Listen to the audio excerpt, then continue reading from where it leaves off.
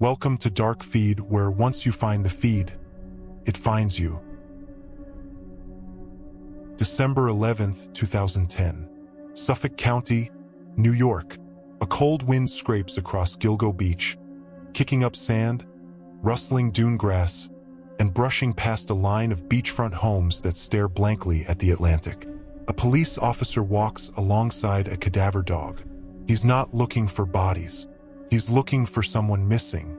Her name is Shannon Gilbert, and by the end of that day, they would find something else entirely. Not one body, not two, but four, wrapped in burlap. All women, all posed similarly, all dumped within a few hundred feet of each other along Ocean Parkway. And it would only get worse from there. This is the story of the Long Island serial killer known online as LISK, or sometimes the Craigslist Ripper.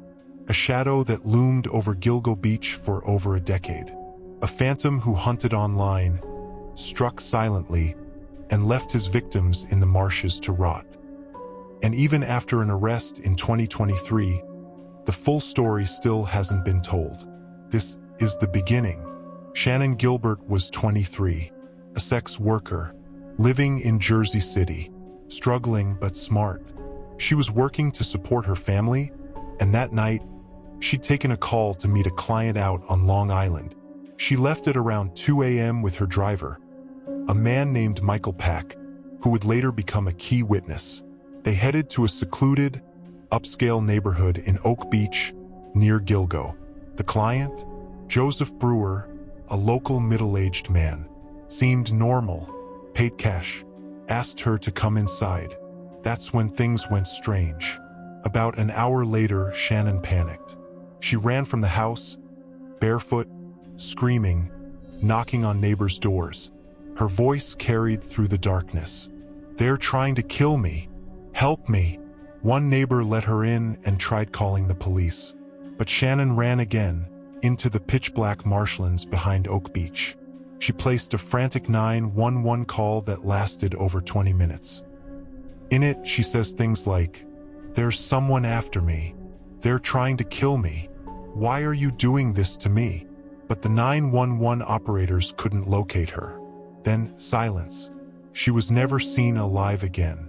For months, no one found her.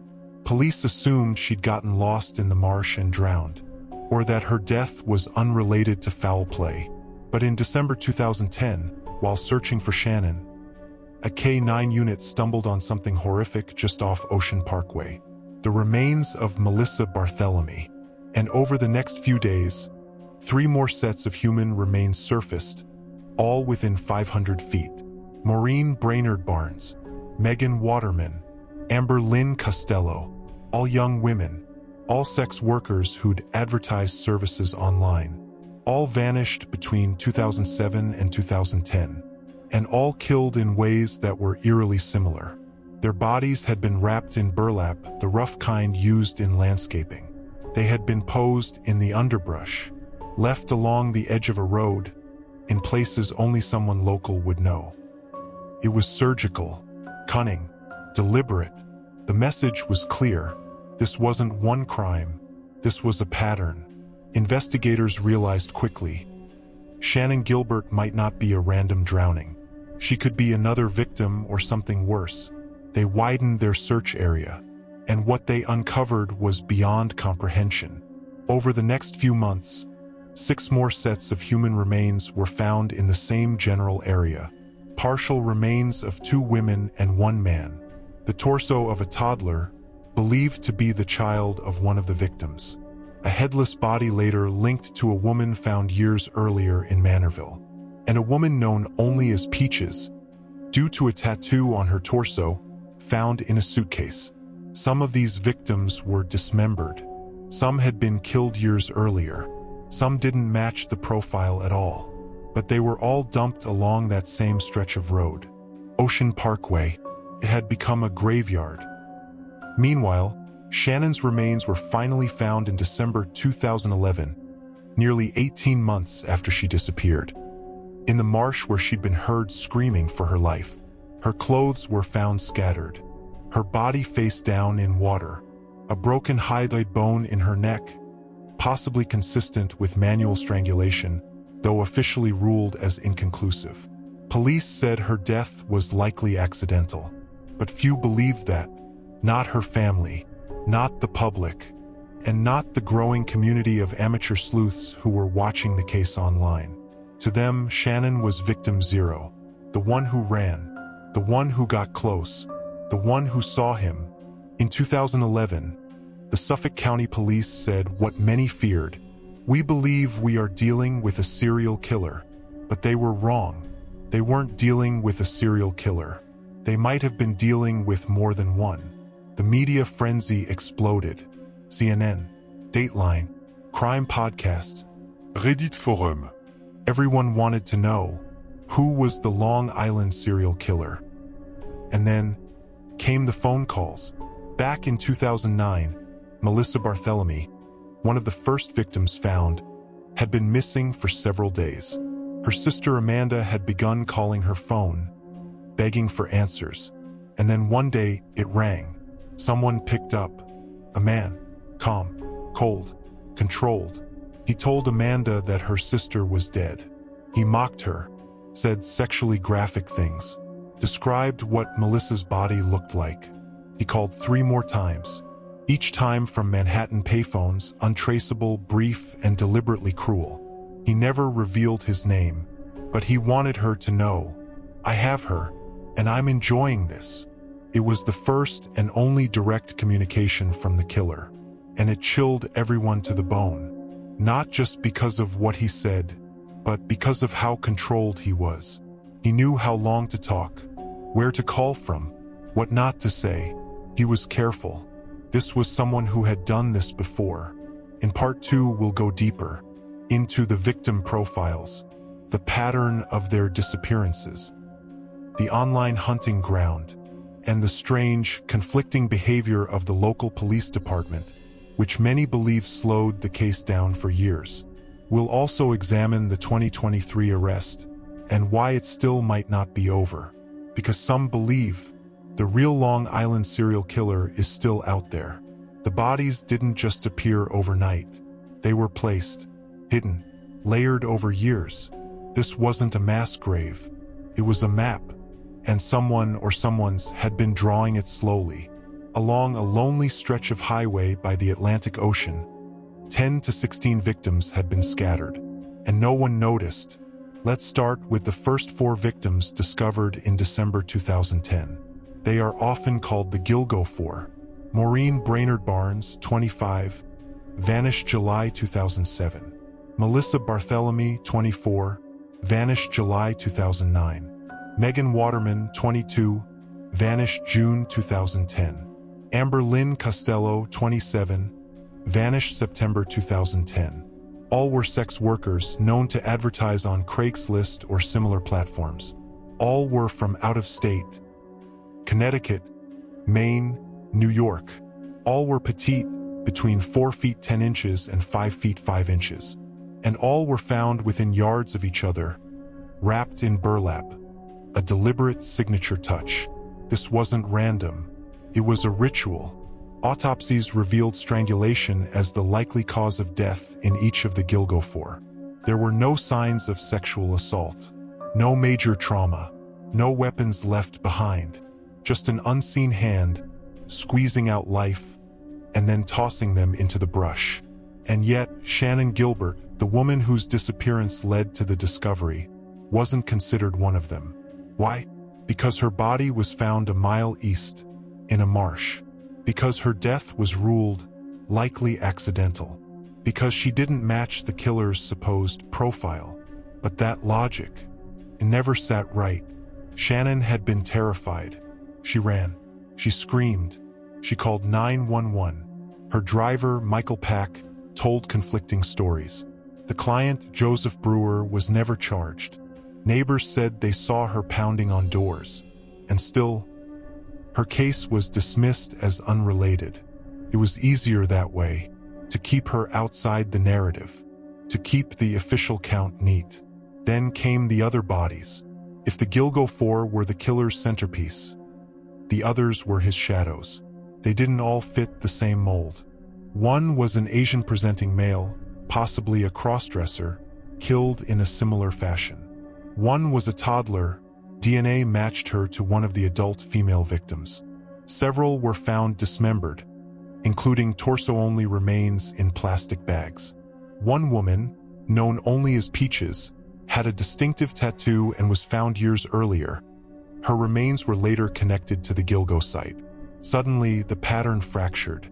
Some were wrapped in burlap, others in plastic. Some were posed, others dumped. And the timeline? It spanned more than a decade. From 1996 to 2010, investigators started to believe there may have been two killers or more. One with a specific type, the Gilgo 4. Another more chaotic. Dismembered victims, plastic bags, different disposal sites. But if that were true, it meant multiple predators were operating in the same area. At the same time, with overlapping dump sites, and no one noticed, the public began to lose trust. And for good reason. The Suffolk County Police Department had been acting strangely. In 2012, then Police Chief James Burke removed the FBI from the investigation. He insisted the department could handle it internally. But Burke wasn't clean. In 2016, he was sentenced to federal prison after pleading guilty to beating a suspect and orchestrating a cover-up. Worse, he allegedly confiscated Shannon Gilbert's case file and kept it from outside review. Some say he was protecting someone. Others think he was afraid the investigation would expose local corruption or something darker. The LISK case had officially entered conspiracy territory. Behind the scenes, a task force was formed. Slowly, quietly, they started reanalyzing phone pings, timestamps, call logs, fiber evidence on burlap, DNA fragments on victims and material. And one clue kept coming up: burner phones. The killer had used multiple untraceable phones to contact victims. He used them to set up meetings, stay anonymous, and in Melissa Barthelomy's case, to taunt her sister from payphones in Midtown Manhattan. This was someone methodical. He didn't panic. He didn't improvise. He planned. Then came the map. A data analyst within the task force created a victim timeline, cross-referencing disappearances, phone activity, and dump sites. They found a triangle pattern with key intersections: Gilgo Beach, Oak Beach, and a suburb called Massapequa Park. That last one would become important later, because they found something else, too. In the burlap used to wrap the Gilgo 4, there were microscopic particles, pet hair, pollen, fibers from a very specific type of burlap only sold to landscapers in a particular region. And then, in 2022, more than a decade after the discovery, the task force quietly zeroed in on a name: Rex Hoyerman. He was an architect, lived in Massapequa Park, about 20 minutes from Gilgo Beach, owned multiple properties, married, 2 kids, quiet, ordinary, and he matched the description a witness gave in 2010. A large, imposing man seen near Amber Costello's home the night she vanished. Phone records matched. DNA on a discarded pizza box matched a hair found on one of the burlap wraps. The FBI and police moved in, and in July 2023 they arrested Rex Hoyerman, charging him with 3 of the Gilgo 4 murders and naming him the prime suspect in a 4th. The public finally had a face, but something still didn't feel right. Hoyerman had only been tied definitively to a few victims. What about the others? What about the dismembered bodies? The toddler? The Asian male? The older victims found years before? The official line is that those cases remain under investigation. But online sleuths, retired detectives, and even some reporters believe there's another killer out there. Or worse, Rex wasn't working alone. In Part 3, we'll dive into the darkness that still surrounds this case. The potential for multiple killers, the victims who still remain unnamed, the rumors of snuff films, trafficking rings, and police cover-ups, and the unanswered question: If Rex Heuermann is the Long Island serial killer, why did the killing stop years before he was arrested? There's a kind of silence that comes after an arrest. Relief, closure, maybe even justice. But in the case of the Long Island serial killer, that silence feels more like static. Because even with Rex Heuermann behind bars, too many pieces still don't fit. Heuermann's arrest in July 2023 came after years of public frustration, years of mistrust, of watching one of the most horrifying unsolved cases in America drag on, with victims piling up and no accountability. He was charged with the murders of Melissa Barthelemy, Megan Waterman, Amber Lynn Costello, and later also named the prime suspect in the killing of Maureen Brainerd Barnes. All part of the original Gilgo 4, all sex workers, all found wrapped in burlap, all located within a quarter-mile of each other. Investigators said Heuermann used burner phones to contact victims, drove a Chevy Avalanche tied to one disappearance, left behind DNA from a discarded pizza crust, had disturbing search history, rape porn, snuff fantasies, maps of burial sites. His home, a time capsule of unease, guns, fake IDs, locked rooms, creepy drawings, vaults. Neighbors described him as quiet, but with strange late-night activity. In many ways, he fit the narrative we wanted. The bogeyman with the job and family, the monster hiding in plain sight. But this story doesn't end with Rex, because once you peel back the curtain, there's still someone else standing behind it. Unanswered victims.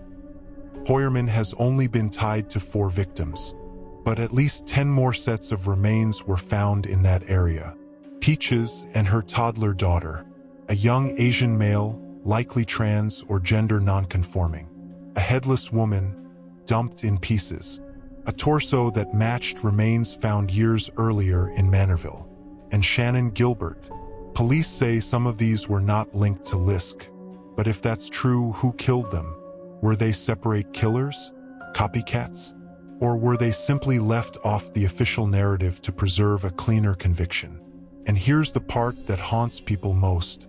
Several of these victims were killed years apart using different methods, but all ended up in the same place. The same stretch of beach, the same narrow sliver of trees beside the highway. That's either one killer adapting, or more than one playing the same game, the Manorville link. In 2000 and 2003, body parts were discovered in Manorville, New York, about 45 miles east of Gilgo. The torsos of 2 women, dismembered, wrapped in plastic. Their skulls and limbs wouldn't be found until years later, near Gilgo Beach. This means that someone dismembered victims in one part of Long Island, then scattered remains in 2 different counties, and returned to the same area years later. The killer knew the land, knew the routes, knew how long it would take before nature erased his footprints. To this day, no one has been charged in the Manorville cases. Theories that won't die. There are 3 major theories that still circulate, each darker than the last. Theory 1, more than one killer. The idea is simple. Gilgo Beach became a dumping ground, a place whispered about in dark corners, known to traffickers, abusers, and maybe even other killers. Some believe there were 2 serial killers operating simultaneously, one meticulous, the other sloppy. This theory gained steam after the wide range of victim profiles, body conditions, disposal methods. If true, it would make Gilgo one of the most macabre intersections of serial violence in U.S. history. Theory 2, law enforcement cover-up. Suffolk County Police Chief James Burke did everything he could to keep the FBI out of the case, even after the murders were known. Why? Burke was later convicted of beating a suspect and covering it up. There were also allegations, unproven, of ties to local sex parties, corruption, and escorts. Some believe Burke obstructed the case to protect himself or someone in his circle, and there are whispers about secret tapes, about insiders being tipped off, about evidence buried in the marsh and the system. To this day, Many FOIA requests about LISK are denied or heavily redacted. Theory 3. Shannon saw him. Shannon Gilbert's 911 call lasted over 20 minutes. She begged for help, said someone was trying to kill her, named names, was clearly terrified. The public wasn't allowed to hear it until 2011, and even then, edited. Why? Was someone she met that night connected to the killings? Her mother believed so, until she was murdered by another daughter in one of the cruelest twists in the entire saga. Now, with the Gilbert family shattered, no one is left to scream her name, except maybe the wind on Gilgo Beach. The quiet gap. Here's what makes no sense. The Gilgo Four were all killed between 2007 and 2010. Then nothing. For over a decade. If Rex Heuermann was the killer, why did he stop? Serial killers almost never stop willingly. They get caught. They spiral. They escalate. But here, nothing. No bodies. No signs. Unless there are more victims still out there. Unfound. Unconnected. Or maybe the real killer never stopped. And Rex Heuermann was the fall guy. Gilgo today. You can visit the site where the bodies were found. Ocean Parkway is still there. Windy, desolate, brushed with salt and memory. Locals say the place feels heavy, like it remembers. There's no memorial, no signs. Just a few bouquets that occasionally show up near the mile markers. The marshes are quiet, but they're not empty. Something still waits there, buried, breathing. The man in the shadows. Whether it was one killer, 2 or 10, someone out there knows the truth. Someone has been walking among us. At the grocery store, on the train, sitting across from you in traffic. Smiling, remembering, because whoever did this, whoever killed Melissa, Maureen, Megan, Amber, Shannon, Peaches, and the rest, they didn't just want to kill. They wanted us to know, to be afraid, to realize how quickly a human being can disappear in America. Not just from the earth, but from the conversation, and how long it takes for the rest of us to care. If you know anything, even a whisper, contact the Suffolk County Police. Because the man in the shadows, he may be in a cell, he may be at home, or he may be standing behind you right now.